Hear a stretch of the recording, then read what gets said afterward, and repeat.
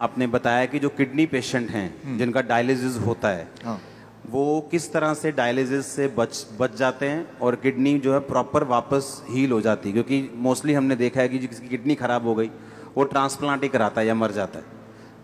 ये एक इम्पॉर्टेंट बात है जो मैं आपको बताना चाहता हूँ ताकि आप इसको उन लोगों तक पहुँचाएं जिनको इसकी ज़रूरत है।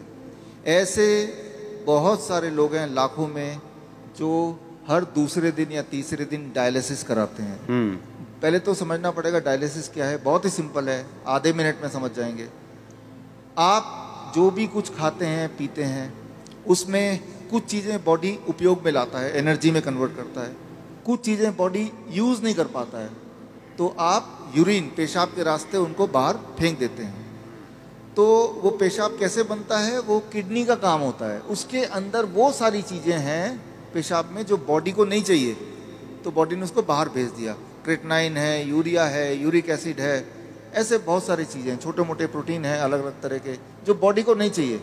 तो बॉडी ने पेशाब किया, आप बोलेंगे अरे मुझे पेशाब आ रहा है, तो वो किडनी ने बाहर भेजने का तैयारी कर ली है और आप गए और आपने अपने आप को हल्का किया, ठीक हो गया। ये तो हुआ नॉर्मल।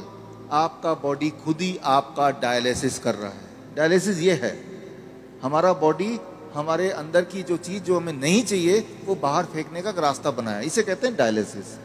यानी कि हमारे सबकी बॉडी करती है इसको। अगर वो करना बंद कर दे, किडनी अपना काम करना बंद कर दे, अब जब मैं पानी पी रहा हूँ और बॉडी को उनमें से कई सारी चीज़ नहीं चाहिए लेकिन बाहर का रास्ता बंद है, तो बॉडी क्या करेगा, गुब्बारे की तरह, बैलून की तरह उस पानी को, उस फ्लूइड को बॉडी में ही इकट्ठा होता रहेगा। ऐसे लोगों के पैर आप देखेंगे हाथी की तरह हो जाते हैं, सूज जाते पैर, हाथ सूज जाते हैं, पैर हाथ सूज जाते हैं, गले मुंह सूज जाता है। तो क्या है, उनका जो यूरिन आउटपुट है, पेशाब या तो कम हो गया है या खत्म हो गया है। अगर आपसे बोलें कि एक दिन बिना पेशाब किए रहना है, इम्पॉसिबल।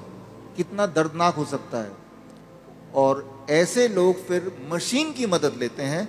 वो मशीन वो खींचता है खून में से वो ऐसे पानी जो खराब है और निकाल के बाहर करता है। इसका मतलब हर दूसरे दिन उसको ऐसा करना पड़ता है और दूसरे दिन तक बॉडी में पानी जमा रहता है। और जबकि बॉडी में पानी जमा रहेगा तो उसका हार्ट के ऊपर भी बोझ है, लंग्स के ऊपर भी बोझ है। हर दिन वो कमज़ोर होता जा रहा है, हर दिन वो मरता जा रहा है, डायलिसिस कराने के बावजूद भी या डायलिसिस कराने की वजह से भी, क्योंकि डायलिसिस भी किडनी को और फर्दर खराब करती है।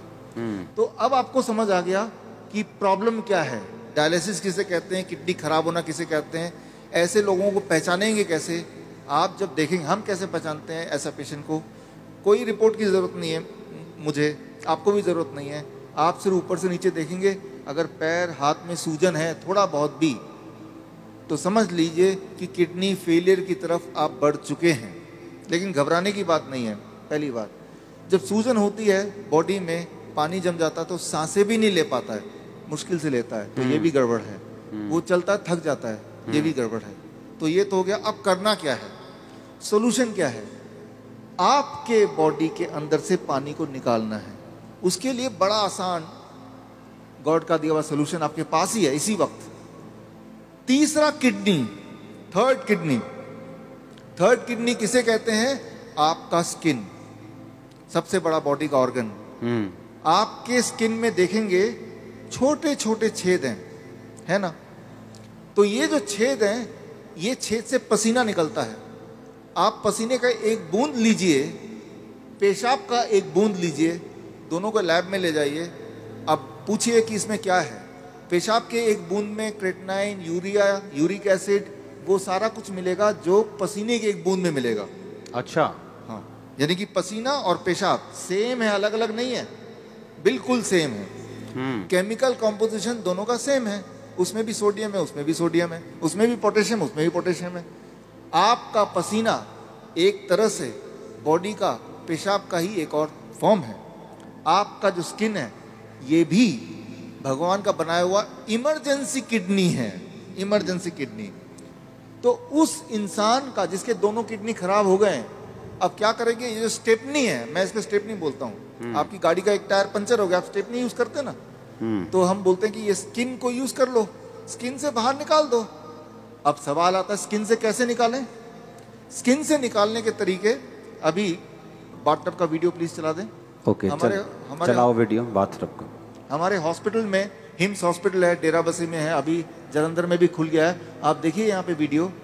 ये जो लोग आप देख रहे हैं, ये पानी के टब में बैठे हुए हैं। पानी का टेम्परेचर याद रखिएगा 40 डिग्री सेल्सियस पे है। पानी गले तक है। गले तक पानी अगर हो, उसका टेम्परेचर अगर 40 डिग्री सेल्सियस मेंटेन कर पाएं, और ये लोग अगर 2 घंटे बैठ पाएं, तो 2 घंटे के अंदर 2 घंटे सुबह शाम के एक बार या फिर 1-1 घंटा 2 बार। अच्छा, ऐसा करने से, ये सारे किडनी पेशेंट हैं, ये वो पेशेंट हैं जो हर दूसरे तीसरे दिन डायलिसिस कराने जाते थे, लेकिन अब वो जाते नहीं हैं। क्यों? क्योंकि वो अब ऐसा करते हैं, इससे उनकी तीसरी किडनी से वो सारा जो मल है जो पेशाब के रास्ते नहीं निकल पा रहा था, वो निकल जाता है। पहली बात। दूसरी बात, और ऐसे टब में, कोई भी टब में बैठ जाना है, कोई भी टब में, कोई भी टब हो, और उसमें जो पानी है उसे 40 डिग्री पे ही रखना है। 40 डिग्री पे रखना है। और नापना कैसे? थर्मामीटर से। थर्मोमीटर आप 150-200 रुपए का मिल जाएगा। पानी नापने वाला, जो पानी नापने वाला स्पेशल थर्मामीटर, स्पेशल थर्मोमीटर 150-200 में मिल जाएगा। हाँ, उसको चेक करते रहना कि वो 40 डिग्री पे मेंटेन रहे। अगर कम हो गया, गर्म पानी डाल लेना है, गर्म पानी डाल देना, 2 घंटे बैठना है। 2 घंटे बैठना है। ये टेम्परेरी सोल्यूशन है कि किडनी हील भी होगी? इसमें मैं आता हूँ। हाँ, ये किडनी हील होगी, लेकिन कैसे? 2 चीज होगा उसके साथ। आप अगर ये करेंगे तो एक्सपेरिमेंट करने के लिए उस इंसान का पहले आप बोलिए कि वजन करे, क्योंकि वजन में वो अंदर पानी है। 2 घंटे बाद दोबारा वजन करेंगे तो आधा किलो, 1 किलो, 1.5 किलो वजन कम मिलेगा। मतलब बाहर आ गया, वो बाहर आ गया। पहली बात। आप एक और काम करें, उनके पैरों के सूजन के फोटो खींच लें। 2 घंटे बाद दोबारा देखें, अरे सूजन कहाँ गया? अरे बाहर चला गया, उसको बॉडी ने बाहर भेज दिया। एक और काम करें, किडनी पेशेंट की एक दिक्कत होती है, उनका बीपी बहुत हाई रहता है। क्यों? गुब्बारे को जैसे फुलाएंगे तो प्रेशर बढ़ गया ना, तो बॉडी भी तो गुब्बारे की तरह फूल रही है, पानी अंदर डल डल के, तो प्रेशर बढ़ता जा रहा है। तो चाहे कितनी भी दवा खा लें किडनी का पेशेंट, प्रेशर उनका बहुत ज्यादा होता है, ब्लड प्रेशर। अच्छा, लेकिन तो अब पहले प्रेशर नाप लें, ज्यादा ही मिलेगा, 200/100। अब पानी में बिठाएं, और अब पानी में बिठाने के बाद 2 घंटे बाद दोबारा प्रेशर नापें, तो प्रेशर कम हो जाएगा। कम से कम 40 यूनिट कम हो जाता है, किसी का 20 यूनिट कम हो जाता है, लेकिन कम जरूर होता है, हर एक का कम होता है। तो जो मेन सिम्टम होते हैं किडनी पेशेंट के, वो सारे सिम्टम एक क्लासिक सिम्टम होता है। मोस्टली बोलते हैं कि किडनी आपकी श्रिंक हो गई है जी, किडनी सुंगड़ गई है, सिकुड़ गई है, वो काम नहीं कर रही। हाँ, वो फिर से बढ़ेगी कि नहीं बढ़ेगी, ऐसे ही रखना पड़ेगा पेशेंट को? ये बड़ा इंटरेस्टिंग है। ये सवाल बहुत सारे पेशेंट ठीक होने के बाद भी पूछते हैं। ठीक होना कैसे पता चल गया? कि अब उनको ये करने की जरूरत नहीं है। 3 महीना लगातार करने के बाद अब करने की जरूरत ही नहीं है। अब पेशाब भी नॉर्मल हो रहा है, सूजन भी नहीं आ रही है, ब्लड प्रेशर भी नॉर्मल है, यानी ठीक हो गया। लेकिन वो क्रिएटिनिन और यूरिया, क्रिएटिनिन भी नॉर्मल आ गया, यूरिया भी नॉर्मल आ गया, यूरिक एसिड भी नॉर्मल है, सारा कुछ नॉर्मल हो गया। हाँ, ब्रीदिंग भी नॉर्मल है। साइज किडनी का। अब आता है साइज।